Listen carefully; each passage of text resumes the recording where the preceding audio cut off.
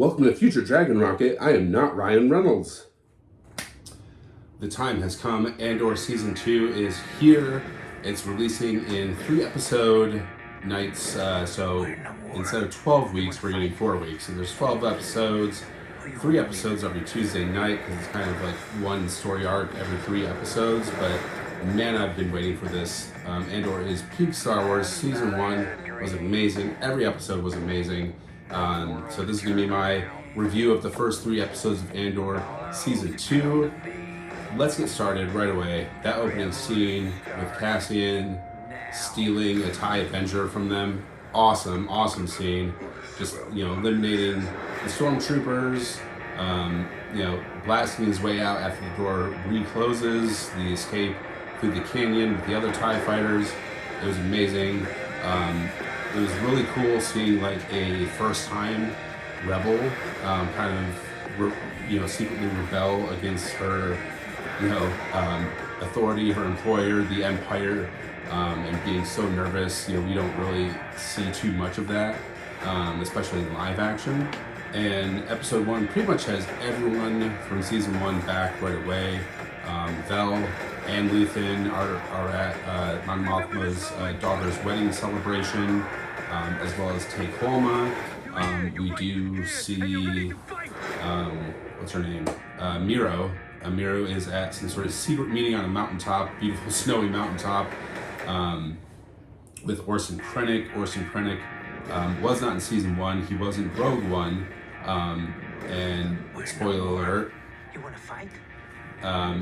He kind of meets the same end as Cassian, because him and Cassian are on the same planet in the same city when the Death Star is used kind of for the first time against active enemy combatant. Anyways, back to Cassian. Cassian escapes with that TIE Avenger all by himself. Who knows how many days he's lost out in space trying to learn how to fly this new experimental spaceship.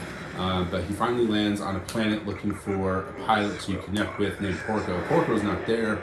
There's a bunch of rebels just like fighting amongst themselves.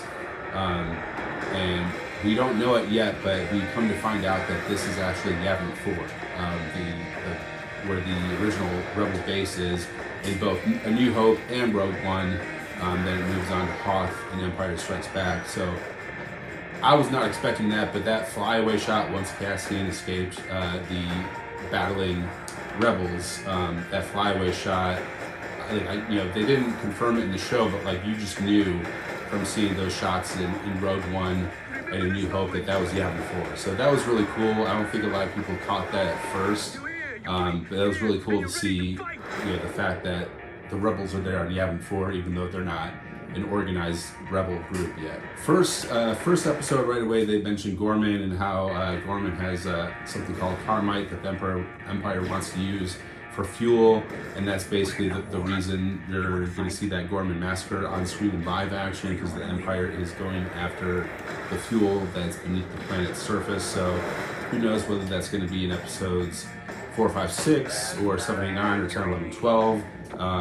I don't think that they're going to wait till the last story arc, 10, 11, 12, to do that. I hope not, because you'll have to see the after effects of a massacre like that. My least favorite character from season 1, Karn, is back. I really have no interest in his storyline. He's dating Miro. Miro is very well written and very well spoken. Karn, I'm just not interested in that character. That's the only thing I don't like about the show, that one single character. But episode 2, we still don't see Cinta. That's the one character who's still alive from season 1 who we have not seen yet. But Vel and Mon Mothma are talking to her, and then we do end up seeing her in episode 3. At the very end of episode 3, after Luthen and Mon Mothma are discussing, Take Holma, he's an issue, he's got to be taken care of. Mon Mothma is saying okay, just let me take care of it next week after my daughter's wedding. We'll get back to Coruscant. I'll offer him some money and he'll keep his mouth shut. Luthen's like, no, it can't wait. He's not going to keep his mouth shut. No amount of money is going to keep his mouth shut. So he sends Cinta to take over as his driver, and Cinder just drives him away into the distance. We're probably never going to see Take Holma again. We might not see Cinta again. I hope we do, because she's kind of one of the baddest bees in the show, in the story. I think that the biggest controversy so far in the first 3 episodes of season 2 of Andor is definitely the scene with the Imperial captain and Bix. And Star Wars has shown a lot of stuff to show how evil the fascist empire is. It's shown torture. It's got suicide. It's got genocide.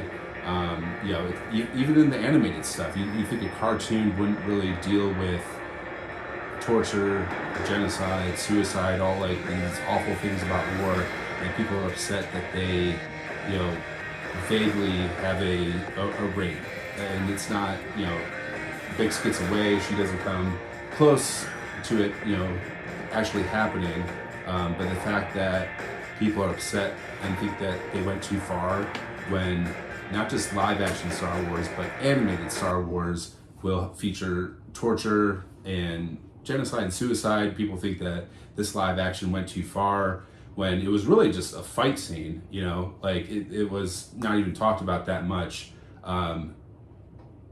Shows that, people are just got their head in the sand when it comes to how awful the government can be and how much power corrupts people. So if that upset you, go read a book or something, go touch grass, because that is part of fascism. So overall, so far, Andor season 2, 10 out of 10 so far. The writing is great, the pacing is great, the back and forth between so many different characters on so many different planets is amazing. Again, it's 3 episodes every Tuesday night for the next 4 weeks. So I believe Tuesday, May 13th will be the finale. Episodes 10, 11, 12 will drop on Tuesday, May 13th.